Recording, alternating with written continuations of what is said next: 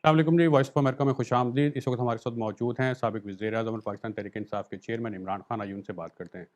पाकिस्तान में जो है अब इंतखाबात के लिए मुसलसल मुतालबा है आपका और कोशिश भी करें। जब भी इंतखाबात होते हैं, तो आपका असल मुकाबला नून लीग के साथ होगा या एस्टेब्लिशमेंट के साथ होगा? देखिए, इस वक्त तो नून लीग, पीडीएम और इस्टेब्लिशमेंट सब एक तरफ खड़े हैं। तो ज़ाहिर है अभी तक जो हमने बाई इलेक्शंस लड़े हैं, जब से हमारी गवर्नमेंट गिराई है इन्होंने, और वो भी इन सब ने मिल के गिराई थी। और वो तो अब एक जनरल बाजवा का कोई एक उन्होंने सहाफ़ी को बयान भी दिया है कि हमने किस वजूहात से गिराई थी गवर्नमेंट, तो वो मान गया है रजीम चेंज का। तो इन्होंने मिल के गिराई थी, उसके बाद सब इकट्ठे रहे। हमने 36 बाई इलेक्शंस में से 29 जीते, इन सब को हरा के। ये सब एक तरफ खड़े थे और हमने उनको हराया। और लग रहा है कि अभी भी जो इलेक्शंस होंगे ये सब मिलके हमारे खिलाफ लड़ेंगे। आप जब से हुकूमत से निकले हैं और जब से असम्बलियाँ तहलील हुई है, आप मीडिया की हेडलाइन तो बन रहे हैं, लेकिन आपको नहीं लगता कि आप अपने सियासी अहदाफ नहीं हासिल कर सके, जो कि आपकी एक सियासी नाकामी है, सियासी मुखालफिन समझते हैं? देखिए, इस वक्त तो हमारी एक ही कोशिश थी, साफ और शफाफ इलेक्शन। साफ इलेक्शन तो हो नहीं सकते और शफाफ इलेक्शन हो नहीं सकते यहाँ, लेकिन इलेक्शंस हो सकते हैं, क्योंकि इलेक्शन कमीशन भी इनके साथ ही खड़ी हुई है, एस्टेब्लिशमेंट इनके साथ है, पार्टीज इनके साथ है। अब इन्होंने केयर टेकर गवर्नमेंट्स पंजाब और केपी में जो बनाई है, वो यानी इतनी जानबदार गवर्नमेंट्स केयर टेकर पाकिस्तान की तारीख में नहीं बनी। सारे नीचे जो अमला है वो भी ले आए हैं, जो जो पुलिस वाले हैं वो ले आए हैं इलेक्शन की धांधली करने के लिए। तो क्या आप ये कह रहे हैं कि हम कामयाब हुए हैं या नहीं? हम समझते हैं कि हम कामयाब हो गए हैं, क्योंकि आज अदालत के अंदर केस है और जो लग रहा है कि 90 दिन से आगे अब वो नहीं जाएंगे इलेक्शंस में पंजाब और पख्तूनख्वा में। और मेरा ये सोच है कि अगर इन दो सूबों में, जो कि 66% पाकिस्तान है, अगर यहाँ इलेक्शंस हो गए तो जनरल इलेक्शंस करने पड़ेंगे। अभी आपने कहा कि एस्टेब्लिशमेंट न्यूट्रल नहीं है, तो इसका मतलब है कि जो एस्टेब्लिशमेंट के अहम तरीन प्लेयर्स हैं, आपका उनके ऊपर 100% एतमाद नहीं है। नहीं, देखें, अभी तो वही जनरल बाजवा की पॉलिसीज़ चल रही हैं और जनरल बाजवा ने तो अब खुद ही कह दिया है कि उन्होंने गवर्नमेंट गिराई थी, क्योंकि जो भी वो कहते थे मुल्क को ख़तरा है। तो उसके बाद जिस जो गवर्नमेंट लेके आए, वो उसने मुल्क का माशियत की तो बिल्कुल तबाही कर दी, बल्कि हर तरह मुल्क नीचे चला गया। बल्कि आज जो हालात हैं पाकिस्तान के, हमारी तारीख में कभी इतने बुरे हालात नहीं थे जो आज हैं। जनरल बाजवा अब टीवी पे आके ये तस्लीम कर चुके हैं कि फ़ौज बतौर इदारा सियासत में मुलविस रही है। बतौर साबिक वज़ीर-ए-आज़म आप समझते हैं कि उनके खिलाफ आर्टिकल 6 के तहत कार्रवाई होनी चाहिए?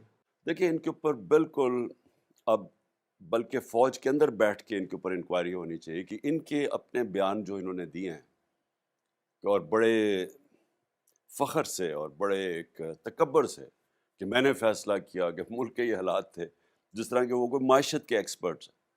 तो इसके ऊपर अंदर सोचना चाहिए कि देखिए इससे हुआ क्या? अवाम और इस्टेब्लिशमेंट फ़ैसले बढ़ गए हैं। जो सारी कौम समझती थी कि इन्होंने जनरल बाजवा की वजह से ये गवर्नमेंट गिरी है, वो अब उन्होंने खुद ही तस्लीम कर लिया है। तो अब तो उन्होंने पर्दा ही हटा दिया उस चीज़ से, जो कि पहले लोगों के जो लोगों का एक शक था, बल्कि शक भी नहीं, लोगों को वाज़ेह हो गया था कि आर्मी चीफ ने गवर्नमेंट गिराई है। मौजूदा जो मुल्क में दहशतगर्दी बढ़ रही है, आपके सियासी मुखालफिन ये तासुर देने की कोशिश करते हैं कि इसके पीछे आप हैं, क्योंकि आपके दौरे हुकूमत में कुछ ऐसे लोगों को छोड़ा गया जो अब दहशतगर्दी की वजह है। दुरुस्त है ये तासुर? देखिए, ये बिल्कुल इतनी बेबुनियाद चीज़ें कही जा रही हैं। मैंने पिछली यानी 2021 की गर्मियों से मैं जनरल बाजवा को वार्न करता गया कि अफ़गानिस्तान का जो जो भी अब अमेरिकन जब जाएंगे, तो पाकिस्तान पे फॉल आउट आएगा उसका, और हमें तैयारी करनी चाहिए।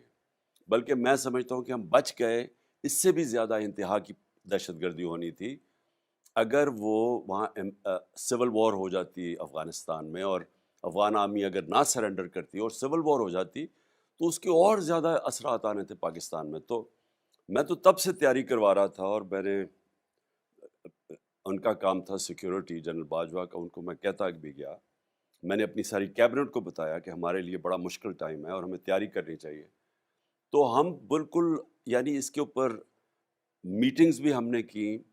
हमारी सोच ये थी कि जब ये आएंगे टीटीपी पाकिस्तान, क्योंकि जब तालिबान ने टेक ओवर किया तो उन्होंने पाकिस्तान आना था, 30-40 ہزار لوگوں نے، ان کی فیملیز ملا کے.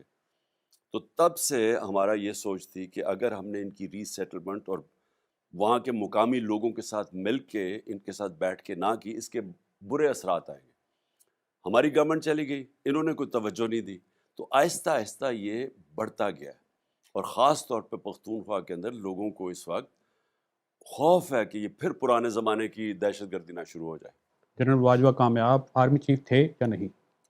دیکھیں، جنرل باجوہ نے ہمارے دور میں جب ہم اکٹھے تھے تو کئی چیزیں جب ہم کہتے تھے ایک پیج پہ ہیں، تو کئی چیزیں جب سب سے آرگنائزڈ ادارہ فوج وہ گورنمنٹ کے ساتھ مل جائے، جدھر سول ادارے سارے کمزور کیے گئے ہیں، ان دو خاندانوں نے، کرپٹ خاندانوں نے بھی کمزور کیا اور مارشل لاء نے بھی ان کو کمزور کیا، تو ایک ہی آرگنائز ادارہ تھا، تو وہ جب اکٹھا ہو جاتا تو گورنمنٹ افیکٹو ہو جاتی ہے. لیکن جو انہوں نے یہ سازش کر کے رجیم چینج کی، جو رجیم چینج کرنے سے سال پہلے انہوں نے سازش شروع کر دی تھی، اس کی وجہ سے بہت آج پاکستان میں جو بحران ہے اس کے وہ ذمہ دار ہیں. ایک عوامی تاثر ہے کہ جو آپ کی اور پریزیڈنٹ ٹرمپ کی جو ایک فریکوینسی تھی، وہ ایک اچھے تعلقات تھے، وہ جو بائیڈن کے ساتھ نہیں بن سکے. اس کی کیا وجہ ہے کہ کیوں نہیں بن سکے وہ تعلقات؟ میرے خیال میں افغانستان تھا اس میں، کیونکہ مجھے لگتا ہے کہ جو بائیڈن جب افغانستان سے وڈرال کا ٹائم تھا، وہ ایک ان کے اندر تاثر پایا جا رہا تھا کہ پاکستان ذمہ دار ہے کہ امریکن نہیں کامیاب ہو سکے افغانستان میں. ان کے اندر ایک بہت تاثر تھا ان کی گورنمنٹ کے اندر. میرے خیال میں اس کی وجہ سے وہ کوشش تھے، تو اس لیے میرا کوئی رابطہ ہی نہیں ہوا. جیل بھرو تحریک چل رہی ہے، کیا آپ جیل جانے کے لیے تیار ہیں؟ دیکھیں، ہم سب کو یہ جہاد کے اندر، یہ جہاد ہے اس وقت. ایک ملک کے اوپر فیشزم امپوز کی جا رہی ہے. کبھی اتنا تشدد کسی پولیٹیکل پارٹی کے کارکنوں میں ہوا ہی نہیں، مارشل لاء میں بھی نہیں ہوا. میں جنرل باجوہ، جنرل مشرف کی، میں ان کی سخت اپوزیشن کرتا تھا. مجھے جیل میں بھی ڈالا 8 دن، لیکن میں نے کبھی اس طرح کی فیشسٹ ٹیکٹکس، جو انہوں نے سارے بنیادی حقوق ہمارے ختم کیے، جس طرح تشدد کیا گیا، کارکنوں کو جیلوں میں ڈال کے انہوں نے تشدد کیا، ہمارے لیڈرز کو، شیخ رشید کو، اس کو اعظم سواتی کو، شہباز گل کو، فواد چودھری کو، اس کے علاوہ صحافیوں سے جو کیا، ارشد شریف کا جو قتل کیا، ایسا تو کبھی پاکستان میں پہلے نہیں ہوا. تو جو بنیادی حقوق ہیں ہمارے، ان سارے حقوق کی انہوں نے خلاف ورزی کی، اور یہاں کوئی کسی قسم کی پروٹیکشن نہیں ہے. تو ہم نے اس لیے فیصلہ کیا کہ بجائے یہ ہمیں سپریس، دبائیں اور دھمکائیں، دو طریقے ہیں نا، یا انتشار کی طرف نکل جائیں، توڑ پھوڑو، اور یا پھر ہم پرامن ایک نان وائلنٹ طریقہ جو ہے جیل بھرو طریق، تاکہ ان کو ہم ایکسپوز کریں. اگر آپ گرفتار ہوتے ہیں تو کیا اسی جیل میں رہنا پسند کریں گے جس میں نواز شریف کو رکھا گیا تھا؟ دیکھیں، مجھے تو کوئی فرق نہیں پڑتا گرفتاری کا. میرے اوپر تو قاتلانہ حملہ ہوا ہے، تو میں تو ایک دوسری زندگی ہے میری. تو جیل میں جانے سے مجھے تو کوئی خوف نہیں ہے، اور خاص طور پہ آج کے ماحول کے اندر میں کئی دفعہ سوچتا ہوں کہ جیل میں تو چلا جاؤں گا، کیا یہ اس کا فال آؤٹ، گیون کہ پاکستان کی معیشت کے کیا حالات ہیں، کیا یہ برداشت کر لیں گے اس وقت؟ اور مجھے لگ ایسے رہا ہے کہ ان کو صرف اور صرف ڈر لگا ہوا ہے کہ کسی نہ کسی طرح عمران خان کو الیکشن نہ لڑنے دیا جائے، چاہے جیل میں ڈالو، چاہے ڈسکوالیفائی کرو، کیونکہ سب مل کے بھی خوف زدہ ہیں کہ جب بھی الیکشن ہوں گے یہ سب ہار جائیں گے. وائس آف امریکہ کو ٹائم دینے کا بہت شکریہ.